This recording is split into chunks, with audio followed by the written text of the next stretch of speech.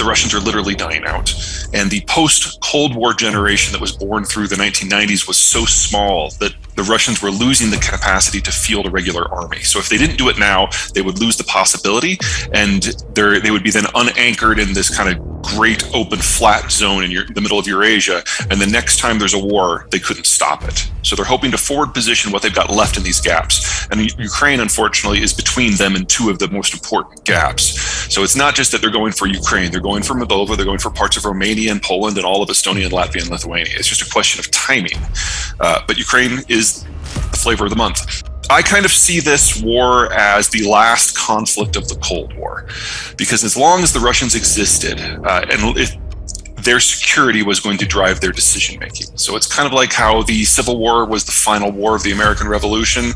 We're kind of at the end of this section of history now. In any world where the United States is no longer banning war and is no longer regulating commerce in the way that we did during the Cold War and the post-Cold War period, the Russians were always going to go out and try to resecure what they see as the gateway invasion access corridors, places like the Polish Plain, the Bessarabian Gap, the Baltic Sea. They were always going to try to do this. One of the things we've seen in a lot of the authoritarian governments that are in existence right now, most notably Russia and China, is that their leadership has completely isolated themselves from the rest of the world. If you are in Putin's inner circle, you don't dare give him bad news because he will kill you.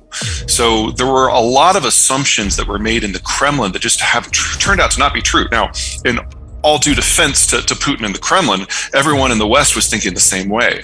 We never thought that the Europeans would pull together in the way that they did. We never thought that we would get any sort of meaningful international sanctions that included countries like Japan and Korea. We thought that the Ukrainians would crumble. We thought that the war would be over in a month. Everyone has gotten it wrong. But from my point of view, the single biggest flaw is the complete collapse institutionally of the Russian military.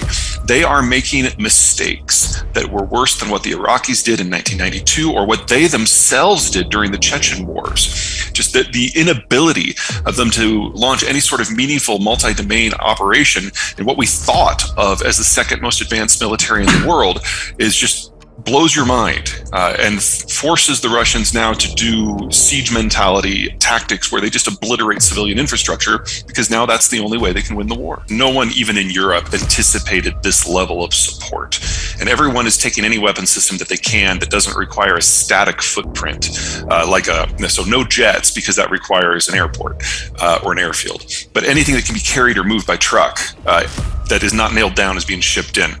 And the reason originally was they wanted to give the Ukrainians a fighting chance. But I think it was the convoy that was north of Kiev, the 40-mile long one, that terrified Western leaders. Because we had this 40-mile convoy with thousands of vehicles that stalled out in a day because of lack of fuel, just horrible logistics. And then 2 days later, they ran out of food. And so all the soldiers had to get out and walk back to Belarus, just leaving their vehicles behind. Well, from a certain point of view, that's yay, the Russians are incompetent.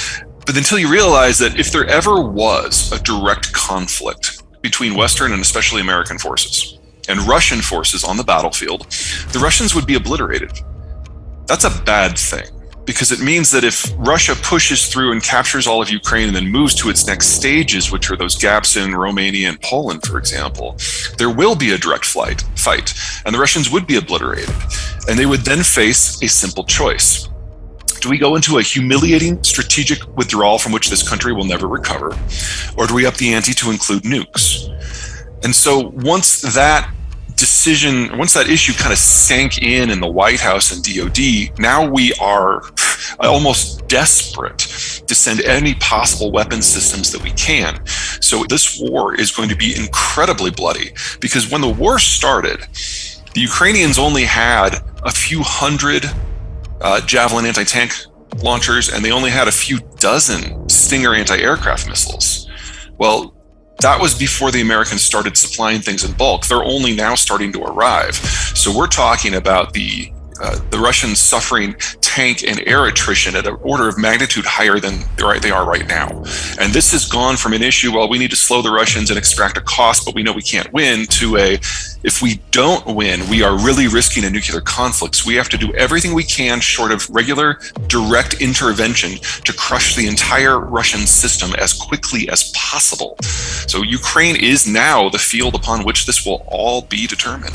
The splash that's in the news is going after the oligarchs. In the 1990s, a group of people took advantage of the collapse of the Soviet system and grabbed assets for themselves on any number of means. Very little of it was what we would consider illegal, or what the Russian law would consider illegal, because there wasn't a lot of Russian law then, but it was definitely unethical.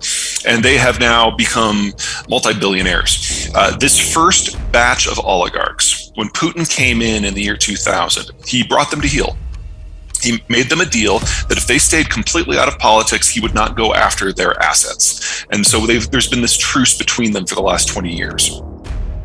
Under Putin, he elevated a number of people from his FSB days, KGB days, based on who's doing the math, to take over large portions of the Russian economy. And this includes things like the defense industry, Gazprom, which is the world's largest natural gas company, and Rosneft, which is the world's second largest oil company. And these are all people who were not part of that original group. These are people who are all in Putin's inner circle. So we're going after two different groups of oligarchs here. The ones that are around Putin, totally worth it. These are people who have been with Putin, bolted to the hip with every single policy he's done for 20 years. These people should be brought down. The other people, the folks that have been there since the 1990s, I don't mean to suggest that they're kinder, gentler folks. I mean, they are robber barons at best. But going after them just makes you feel good because they have very little influence over Putin. So we're talking here about melon scooping the entire core out of the Russian economy by going after the leadership, but one group is not going to affect the war whatsoever. And that's that first group in the 90s. They're the ones who have most of their assets overseas. So they're the ones who are actually vulnerable to what's going on. Now, behind that, we didn't just sanction a bunch of companies and people. We sanctioned the Russian central bank. And we don't think of how important a central bank is in systems because we always assume it's a neutral actor in the background that maybe messes around with interest rates and bond purchases, and that's about it. But they are the primary connectivity point between any economy and the rest of the world. One of the thousands reasons that I'm not a big fan of Bitcoin is it assumes that the central banks, A, will empower it, and B, will do nothing to impede it. And that's clearly not true.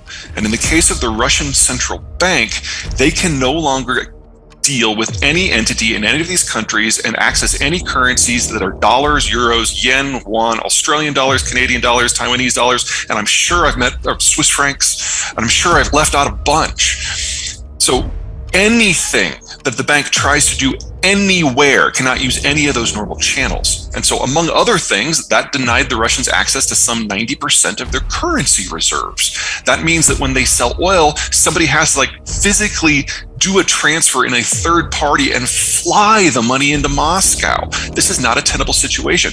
We tried doing some version of this for Iran and it was crushing, but we've never done it to an economy this big or this holistically. And then what's coming? We have a number of sanctions against Russia. It's the most sanctioned country in history now. Actually, it has more sanctions on it than all other countries in all other time frames throughout human history. The Europeans are now talking about an open ban on all sales of Russian crude, not just to the Europeans themselves, because all that would do is shift the pain. They're talking at the beginning of the process of talking about making sure that Russian crude can't make it to market anymore.